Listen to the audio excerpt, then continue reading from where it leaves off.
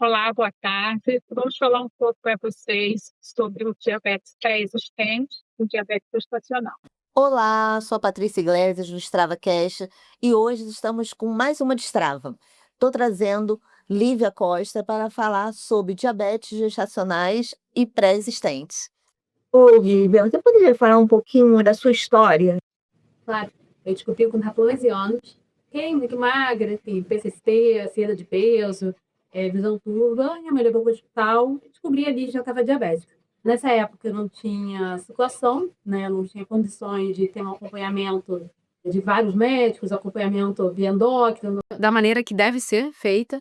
Então eu pegava insulinas no governo, às vezes a gente ia lá, ficava na fila e não tinha os testes, porque antigamente era um testezinho que você fazia o teste capilar, né, que era no dedo. Interessante. E eles muitas vezes estavam em falta, então eu não tinha como fazer o teste. Então, se você não faz o teste, você não sabe quanto sua taxa tá e você não sabe quanto de insulina você tem que tomar.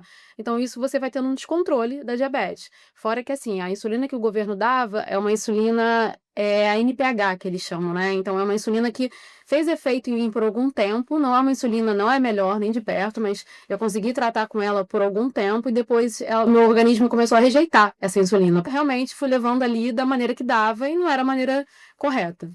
Em um determinado momento, eu fui fazer um exame de vista, porque estava sentindo a minha vista muito turva, muito assim, estava enxergando muito mal. Aí, nesse exame de vista, eu descobri que estava grávida.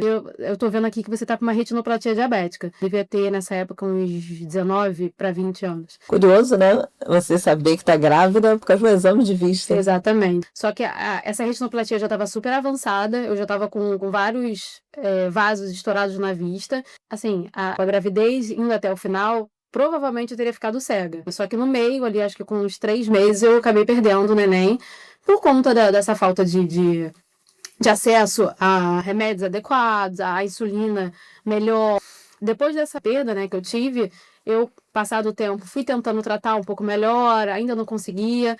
E depois de uns anos que eu consegui ter um acesso a ter vários acompanhamentos médicos, eu tenho acesso a cardiologista, a endócrino super bom, nutricionista, então eu faço exercício com personal.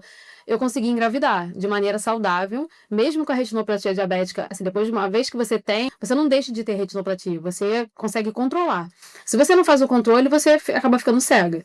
Então, eu consigo fazer o controle, eu faço injeções dentro dos olhos e laser para poder manter controlado. Na gravidez, como os hormônios ficam, né, os hormônios mudam muito, acaba que os seus olhos ficam muito sensíveis. É a primeira parte, assim, que fica muito sensível na gravidez. Aí eu faço tratamento e consegue segurar. Então, eu consegui engravidar, né, até engravidei rápido.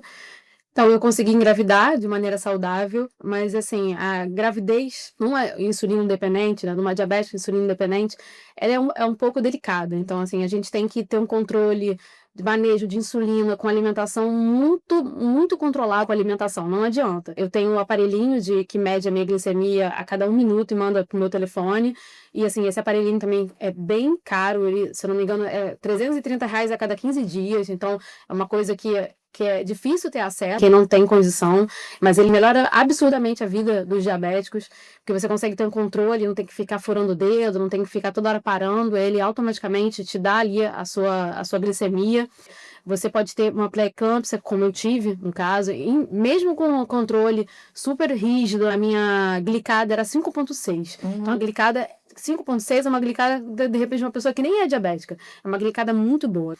Mas aos 8 meses de gravidez, eu descobri que estava com pré-eclâmpsia. Então, não foi a falta de controle, mas você ser diabética já influencia você ter essas questões na gravidez. Mas a partir do momento que eu descobri, já fiquei internada, então eu tive todo o acesso, internada num hospital super bom, que teve toda a atenção comigo. Apesar da falta de preparo com o diabético pré-existente, ter muito manejo com os diabéticos, as grávidas gestacionais, eles não têm manejo para grávidas pré-existentes. Eles tentam tratar da mesma maneira, e não é. Você tem que ter um olhar para cada caso individual. Então, eles acabaram me enchendo de insulina de uma maneira muito mais do que eu precisava. O meu bebê começou a ficar giga, se você tiver um mau controle da diabetes. Então, depois de 2 semanas internadas, resolveram deixar eu fazer o meu controle, aí ficou tudo bem. Ficou melhor. Então, uma mulher que estiver grávida, ela ficar, né, diabetes gestacional, normalmente com controle de alimentação, comendo mais proteína, não comendo tanto carboidrato, com controle mais rígido ali, você consegue manter, às vezes nem tomando nada, é só mesmo ter um controle mais rígido da alimentação, dependendo de como estiver, óbvio, essa pessoa. Ela tá comendo um monte de coisa errada, come doce, come isso na gravidez, é óbvio que ela vai ter que entrar com alguma outro medicamento, alguma coisa mais efetiva.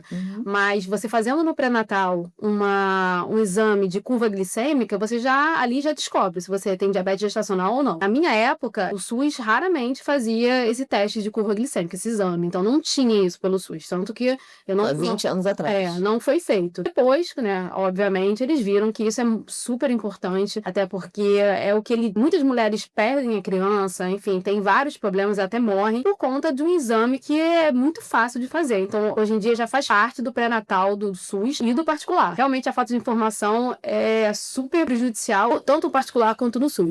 Hoje está com um príncipe lindo, né, de 1 ano e 4 meses.